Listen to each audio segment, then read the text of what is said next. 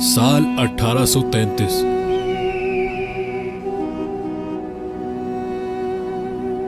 जब कबीला बनी आस के लोग आज जहां दुबई है यहां आकर रहना शुरू हो गए, उस वक्त ये जगह मुकम्मल रेगिस्तान थी और ये अबू धाबी के कंट्रोल में था।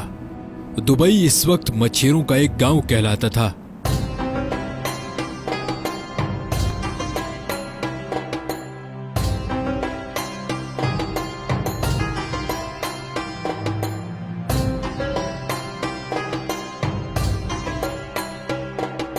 अठारह में कुछ ताजिर दुबई में बसना शुरू हो गए, क्योंकि यहाँ ताजिरों पर टैक्स बहुत कम था।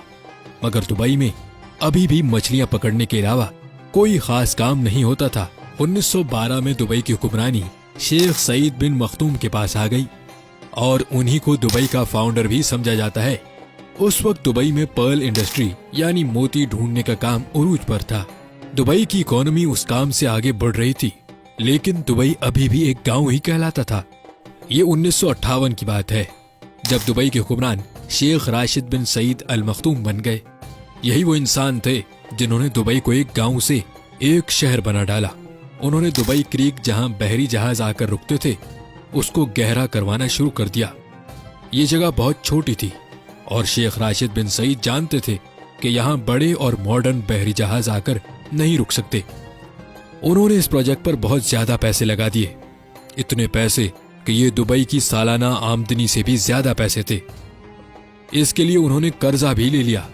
ये एक बहुत बड़ा रिस्क था, लेकिन शेख राशिद जानते थे कि इस प्रोजेक्ट से दुबई की इकोनॉमी पर बहुत गहरा असर पड़ेगा और ये प्लान वाकई में कामयाब हो गया।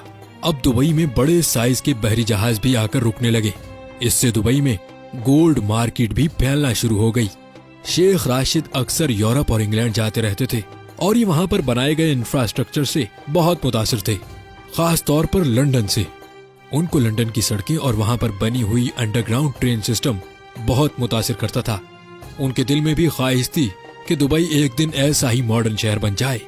शेख राशिद ने दुबई को एक शहर की शक्ल देना शुरू कर दी। साल 1959 में उन्होंने दुबई में एक मॉडर्न एयरपोर्ट भी बनवा दिया।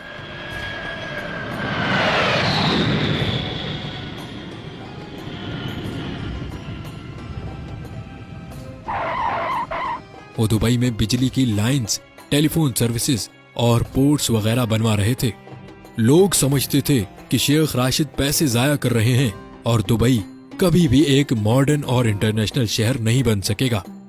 मगर 1966 में दुबई की किस्मत बदल गई।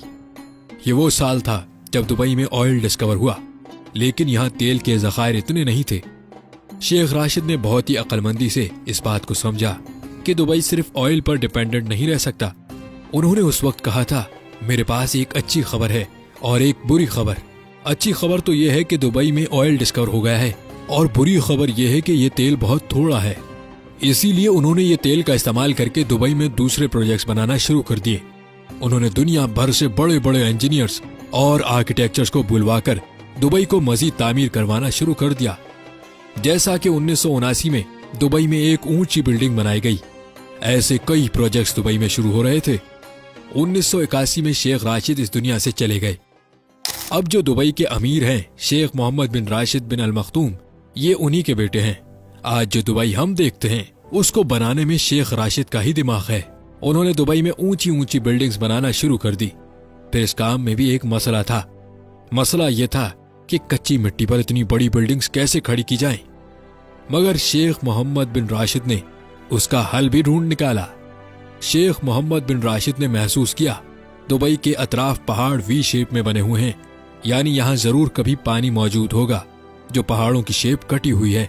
उन्होंने यहाँ ड्रिलिंग करवाई और वहाँ वाकई में पानी मौजूद था और यही पानी दुबई की ऊंची ऊंची बिल्डिंग्स खड़ा रखने में काम आया।